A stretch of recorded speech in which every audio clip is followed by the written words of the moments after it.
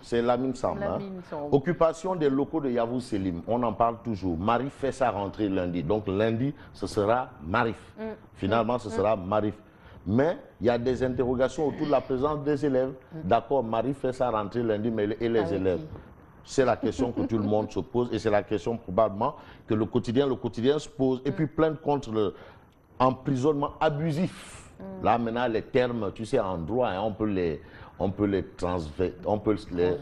retourner, contourner, relever, tout ça là. Bon, pour emprisonnement abusif, les avocats de Khalifa saisissent la CEDEAO. Et puis le règlement des avocats, Karim Wade a déboursé plus d'1 milliard. Ça, c'est ce que le quotidien révèle. Donc, pour ces avocats, lui, Karim Wade a déboursé plus d'1 milliard. Ça, ce sont des informations que nous livre le quotidien ce matin. Alors, à l'État de faire de même pour les avocats de l'État, là, ce matin. Alors, là, ce quotidien, justement, reparle de l'affaire Yavuz Selim. On commence par cette information. Ce n'est pas la une de l'As quotidien. Eh bien, pour une continuité de l'information, on retient la réaction de l'imam Ratib de la Zawiya.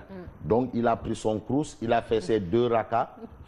Il est au ministère de l'Éducation nationale. Il est imam Ratib. Par ailleurs, directeur de la formation et de la communication au ministère de l'Éducation nationale, DFC, comme on l'appelle, qui déclare « Nous préférons la Turquie à Yavuz Selim ».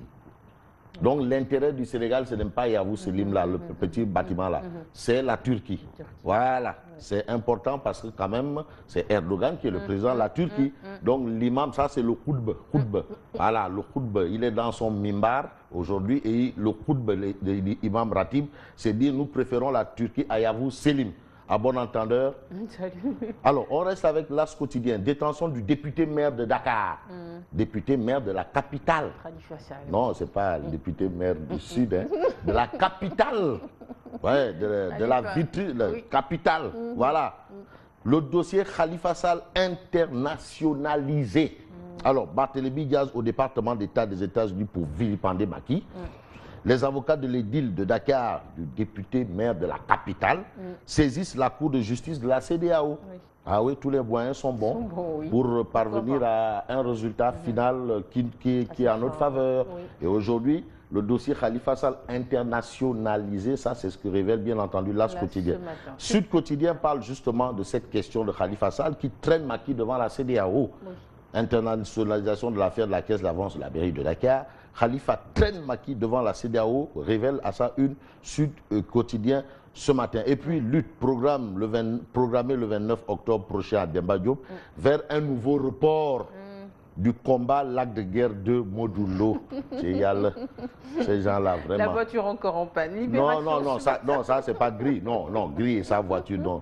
Non, ça c'est Modulo. Non, Gris dit non, j'ai eu pas de... Non. Gris, vraiment. Le tigre, ça c'est pas... Ça c'est le roc des parcelles. Le roc des parcelles et le puncher du Wallo. Il n'y a pas de voiture en panne. Le puncher, là-bas. Mais le tigre de farce, là, vraiment. Bon. Entre parenthèses, on passe aux choses sérieuses. Alors, Libération retient toujours sur l'affaire Yavuz Selim que Erdogan installe ses hommes. Voilà. Établissement Yavuz Selim, Erdogan installe ses hommes. Point barre. On reste avec Libération qui parle de razzia mafieuse chez les notaires. Association de malfaiteurs, faux sur des documents administratifs, usurpation d'identité, blanchiment de capitaux. Tu sais, les notaires là... Razzia mafieuse chez les notaires. Les notaires chez Tidiane Sek, ils ont des noms assez compliqués. En tout cas, piégés. Ça, c'est ce que nous livre Libération ce matin. Les cachets du ministre du budget du gouvernement de Dakar, de Maître Ali Touré, de la DGID et de la conservation foncière falsifiés. Comment la DIC a ferré les as de l'escroquerie qui sévissaient sur le foncier depuis plusieurs mois. Il y a trop de Ndjoublang. Attention Ndjoublang. Attention Ndjoublang. Walf Quotidien. Alors, Walf Quotidien nous parle de Idrissa Seck et de son parti Réumi. Que devient le Réumi de Ndamal Kadior, ancien spermatozoïde, futur cadavre? Résultats électoraux en baisse. Lâché par ses lieutenants. Idrissa Seck en chute libre. Ça, c'est ce que révèle, bien entendu, Walf Quotidien. Il dit en chute libre. Donc, il dit c'est la dégringolade. Il dégringole.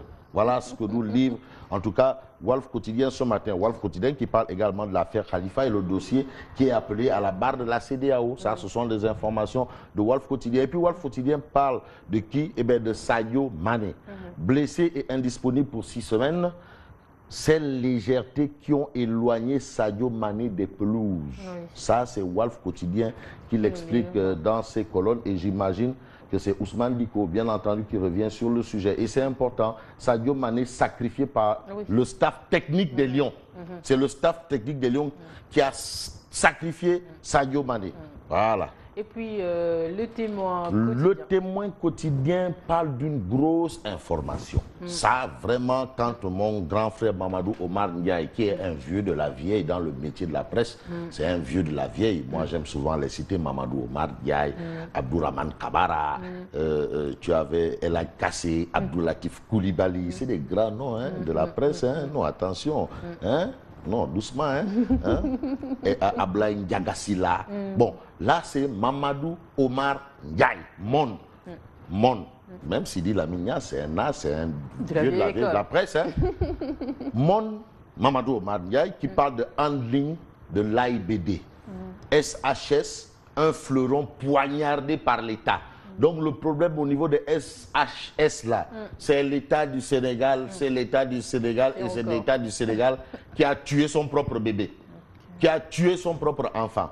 Après, Yavuz Selim et ses milliards d'investissements, c'est autour de SHS, un fleuron sénégalais de l'assistance en escale avec 6 milliards d'investissements, rien que pour les équipements, d'être poignardés par l'État.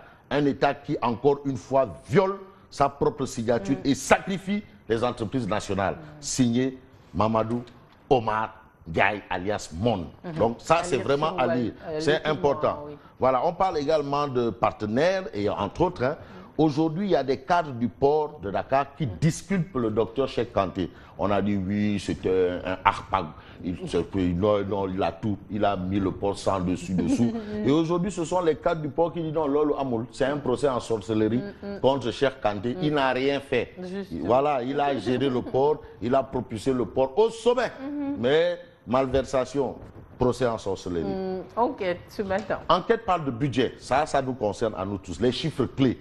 Il faut retenir que le budget de 2018 a été déjà réparti. Il y a eu, tout est déjà organisé. Où est-ce qu'il ira ça? Non, mais il faut que... Non, attends. Il ne suffit pas de dire que ça va faire ça va prendre telle direction et telle direction. Est-ce qu'on va chercher l'argent? Mais il faut... Non, l'argent, c'est chez nous. C'est le contribuable. Mais le budget, là, c'est le contribuable, c'est nous. Salaire brut, 1000 francs. Salaire net, 75 francs. Donc... 725 francs, ça va là-bas au contribuable. C'est le contribuable. Non, c'est pour cela, ces gens-là, quand ils viennent dire, non, on dit non, s'il vous plaît, c'est le contribuable. Même les députés là, ils n'ont pas été choisis par nous, le peuple. On ne les a pas choisis pour aller à l'Assemblée. Ils n'ont pas été réélus. On leur a demandé, bon, c'est terminé, il y a une nouvelle législature. Ceux qui vont là, on leur a donné argent, véhicules, tout ça. C'est pour nous, ils n'ont pas travaillé ça, ils n'ont pas travaillé. On a juste pris ça, on a mis à leur disposition pour qu'ils puissent travailler pour nous. Maintenant qu'ils ne travaillent plus, on peut les garder pour d'autres besoins en tout cas. Lesquels? Leurs besoins à eux? Non, c'est-à-dire le peuple... Non, le président, il est généreux. Non, c'est pas le... Où est-ce que c'est son argent?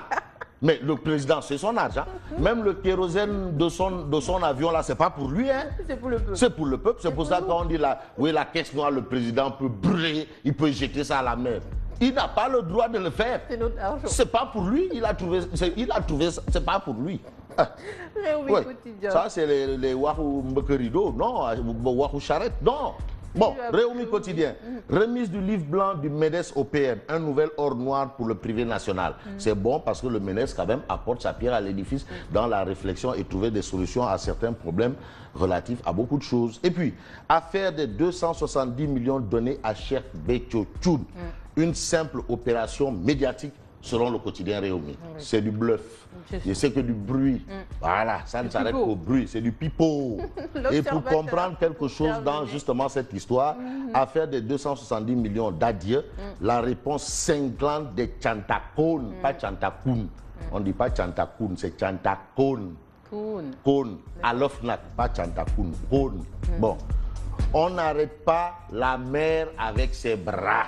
Ça, c'est ce que les Tchantakounes ont dit. Et puis, reportage immigration clandestine, Agadez sur les traces des migrants sénégalais.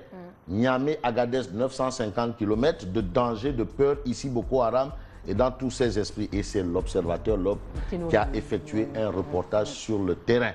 Ah, et c'est important de le dire et c'est important de le souligner. Voilà. Et je souligne en terminant un clin d'œil au préfet Djibi Diallo. Oui. Jack Bauer. Oui. Mais ce temps-ci, je crois qu'il est à court de la tribu. Hein. Ah bon? Si. Non, mais il se calme un peu le temps de... Il n'y a pas de Jack Bauer. Non, il est dans le Oubité Djangete.